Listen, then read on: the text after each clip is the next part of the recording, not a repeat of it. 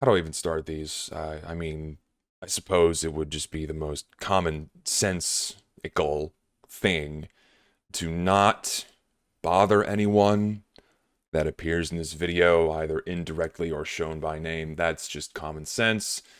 Don't be an asshole. I really don't know how else to put that. Anyway, moving on. This is the curious case of commissioned workshop items, all right? Before I even show you what I'm talking about, I suppose I need to define what is a commission, at least in regards to artwork. A commission is when a person or persons pay an artist or artists to create a piece of artwork for either personal or commercial use.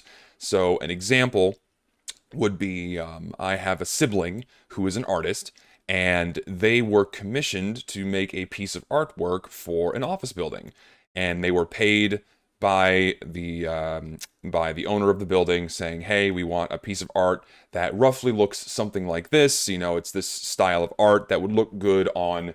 A wall in the entrance lobby of this building, and they're paid to make the art. They make the artwork. They say they like it. Then the final payment is issued, and then the art is installed for everyone to view.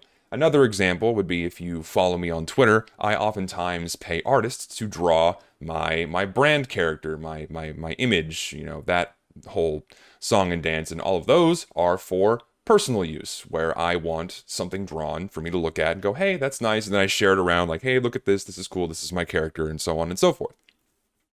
That's what a commission is. When someone pays an artist to make a piece of artwork for commercial or personal use.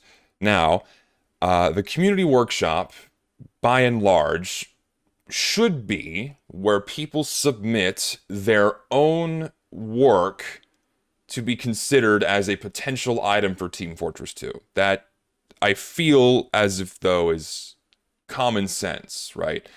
But as we've seen over the past few years, specifically for Team Fortress 2. I'm sure this happens for other video games as well. I'm going to try to keep this argument as general as possible.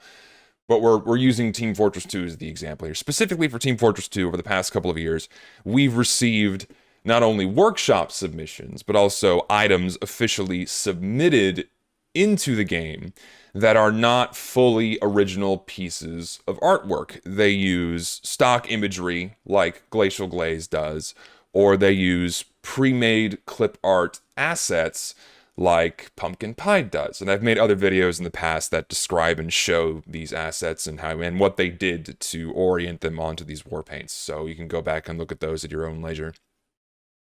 The problem with war paints like this is they're technically not illegal. They technically do not violate Steam's terms of service so long as these pre-made assets are legally acquired in that they were paid for or that they were commissioned, and the artist understands that what they're going to be used for is for commercial use, for monetized purposes, right? And that artist is appropriately compensated. Or in the case of other assets, they are royalty free in that you don't have to pay the artist who made them anything for any use.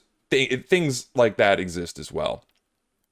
Right? So they exist in this gray area on the workshop where someone could take something that they didn't make and then pass it off as something that they did make and say, hey, Valve, give me money for this, right? It mostly boils down to, personal arguments and personal, emotional arguments like, hey, you didn't actually make this. You're uploading this to a platform where this is for stuff that people made from their own, right? From scratch. They did all this on their own or had a very large, significant hand in the submission's creation, right? And I suppose you could say for either of these that a significant hand went into the creation of these war paints, right? Because at least the stock assets were manipulated in some regard to give us the final product of both of these war paints, right? So at least some, and to give as little credit as possible to the people who made these two war paints, some minimal level of effort was put forth to make the final product on the creator's part, the submitter's part, I should say. A limited amount of work was made on the submitter's part to create the final product, all right?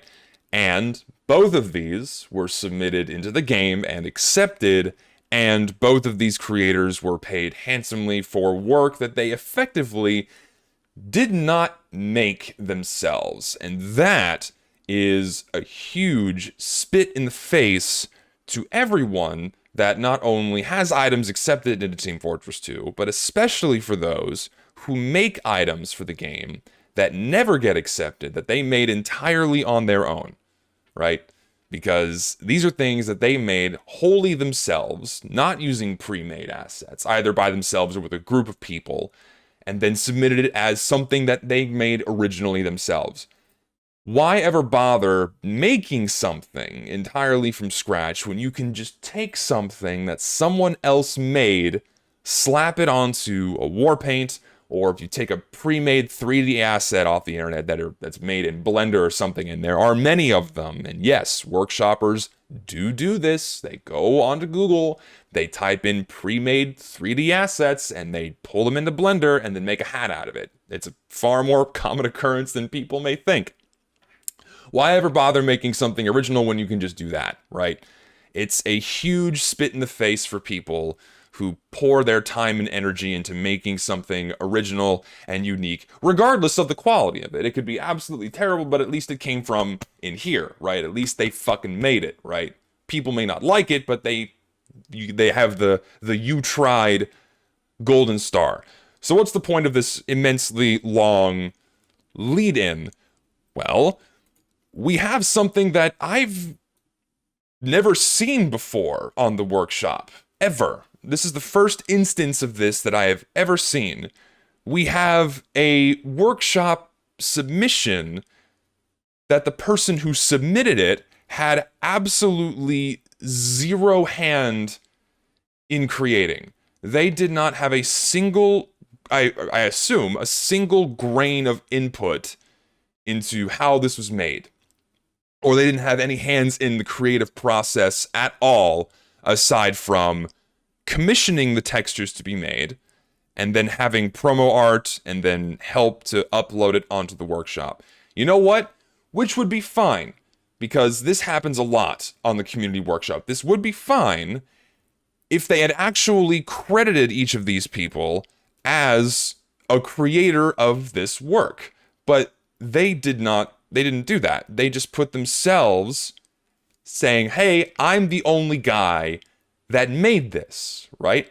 I'm the guy who made this, and if this gets accepted into the game, then I get all of the profit, I get the self-made, I get the recognition, and then these people, well, I assume this was the only guy that got paid, meanwhile, these guys get nothing, which is, to me, incredibly disingenuous, because this guy did not make this item in any capacity, compared to these two items here, where at least some minimal amount of work was put in to make the final product. This guy did nothing, aside from say, hey, I'll give you some money to make these textures.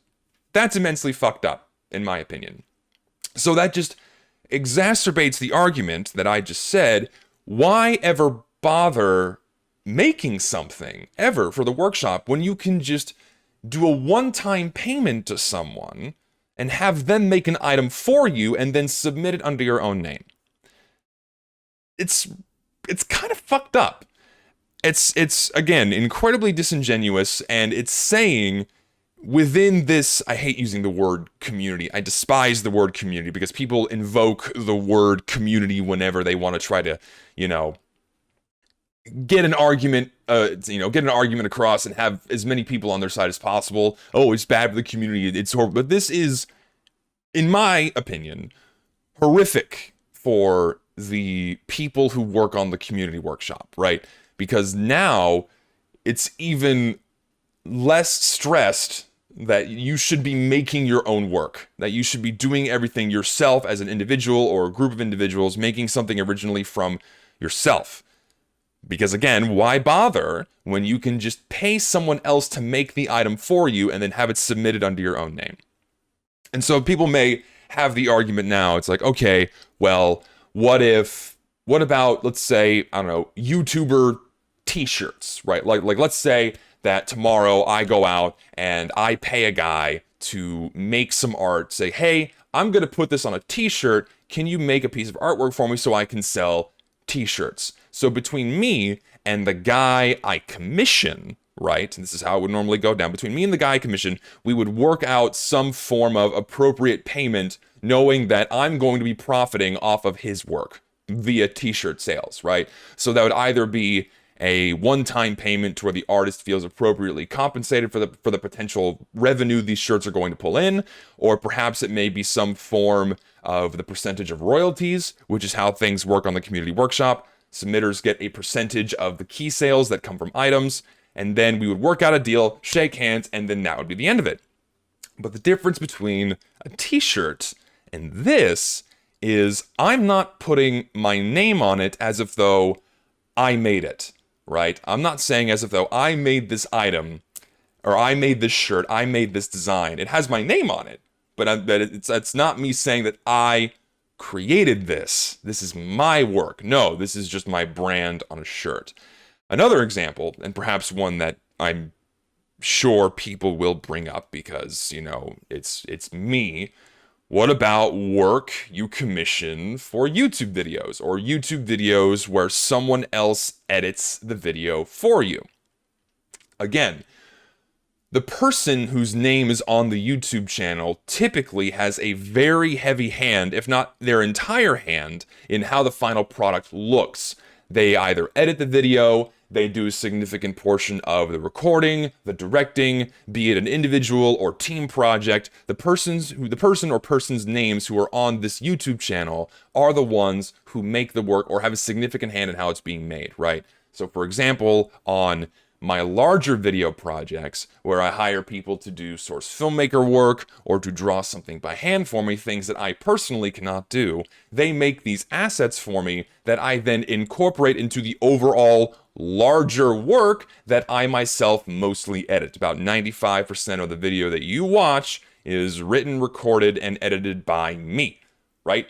But that 5% or 10%, however long portion of the video that their assets appear in, is made by someone else, and they are appropriately compensated because I pay them to do it. And they know that these assets are going to be used in a video where I get the revenue and where I get the attention, but they are appropriately paid and they are appropriately credited on the work.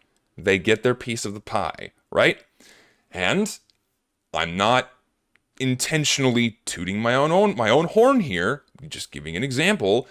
The guy that I go back to frequently for my YouTube thumbnails, the guy who I commissioned to either make a portion of the thumbnail or the entire thumbnail, is getting a lot more business now because of me, because I put his name out there after paying him, right? But again, the video is uploaded and it's the person whose name is on the YouTube channel who has a significant hand in how that work is made, or they make most of it or a part of it, right? Not zero, right? Wouldn't it be odd if you have a YouTube channel where the person whose name is on the channel, who's getting the revenue from the channel, the recognition from the channel, has absolutely nothing to do with how the videos are being produced or made or edited, but they just happen to get all the revenue after doing a one-time payment to someone else, giving effectively no credit aside from an, oh, hey, I didn't actually make this.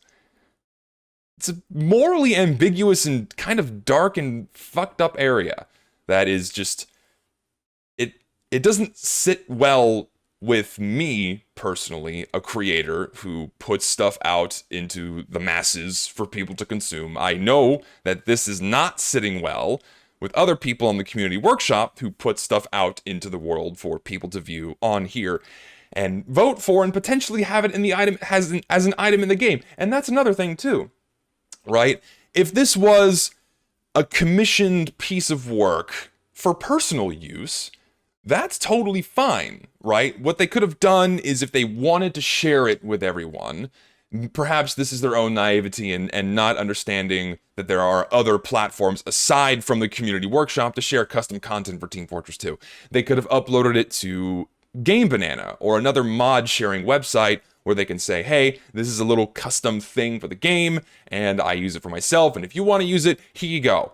But what they did is they put it onto the workshop and are effectively telling Valve, hi, I made this. I want to have this item accepted into Team Fortress 2, and I want to get paid for it.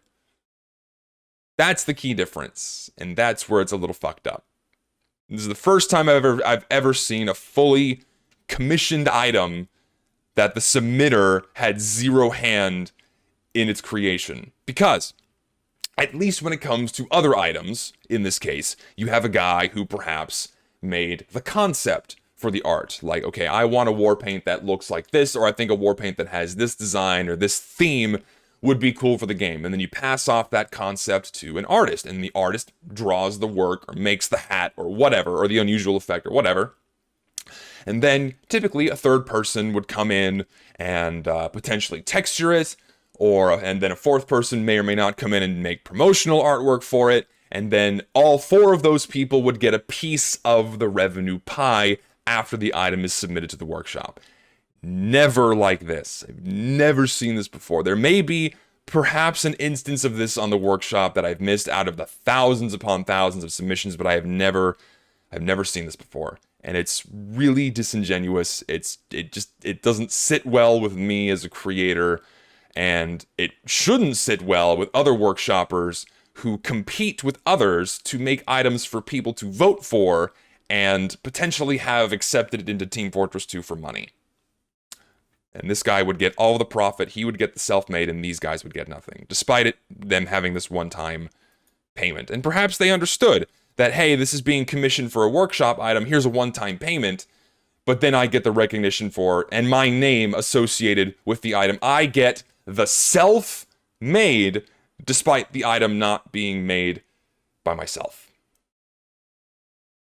I decided to click on the YouTube link that was on that workshop page just to see what this led to, and he apparently makes a video about workshop items pretty frequently, and even made a video about this war paint saying, I made a custom TF2 war paint.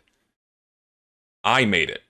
No, not that I commissioned it, not just custom TF2 war paint showcase, no.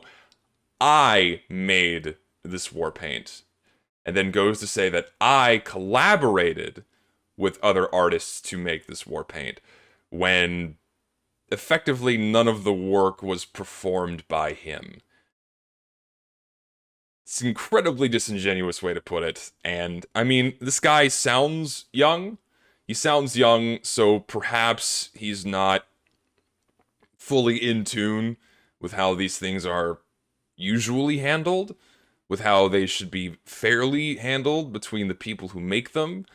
I suppose the creators were okay with this, because this is just me pointing out my observations here, but a vast majority of his videos, including an abhorrent number of shorts, because, hey, you gotta, juice that YouTube algorithm, seems like whenever he does a workshop review thing, he tends to give overwhelmingly positive feedback about the items, and so perhaps he's getting a pass for that reason. Guarantee if I did the same thing, if I made my own custom war paint that was just commissioned, I'd probably get crucified for it, because I don't necessarily sugarcoat anything I say about what I observe. But it's just an assumption. Not based in fact at all, but who knows?